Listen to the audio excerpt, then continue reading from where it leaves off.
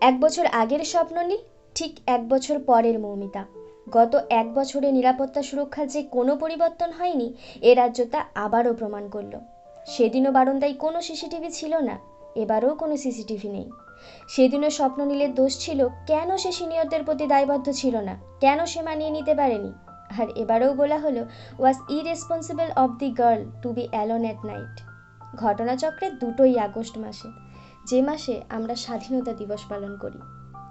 113টা কামড়ের দাগ, 150 gram of semen was found in her body. One man can only have 5 or 6।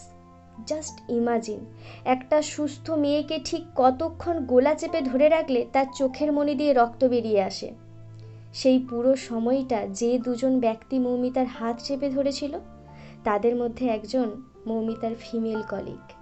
I repeat, মৌমিতার female colleague.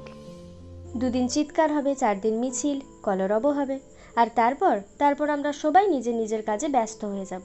কিন্তু যে হারালো, যার হারালো, একমাত্র সেই জানে যন্ত্রণাটা, যার কোনো শেষ নেই, না কখনো হবে। মেয়েরা কোথায় শেখ? কলেজ, স্কুল, টিউশন, পাড়ার অলিগলি, অটো, টোটো, হসপিটাল, কোথাও না। কত বিচার আসবে, কত বিচার যাবে, কিন্তু সমাজ পাল্টাবে না। লক্ষ্মীর ভাণ্ডার তো থাকবে, কিন্তু লক্ষ্মীর নিরাপত্তা থাকবে না। রাতে একটা মেয়ে কতটা ইরেসপন্সিবল, তাই না? সত্যিই তো মেয়েটারই দোষ, 100 ভাগ মেয়েটারই দোষ। কারণ সে যে ভুলে গিয়েছিল এটা জল্লাদদের রাজ্য, যেখানে নিজের প্রাণের দায়িত্ব নিজের, কারোর দায় নয়। আজ আমার কিছু হলে সে দায়ও আমার, কারণ আমি মেয়ে। সকল দেশের রানী, সে যে আমার জন্মভূমি। সেই জন্মভূমিতে জন্মানোই কি আমাদের সবচেয়ে বড় ভুল? সেই জন্মভূমিতেই আমরা সেফ নই। ভাবো না, আর যদি এটা আমার সাথে হতো, যদি এটা তোমার সাথে হতো।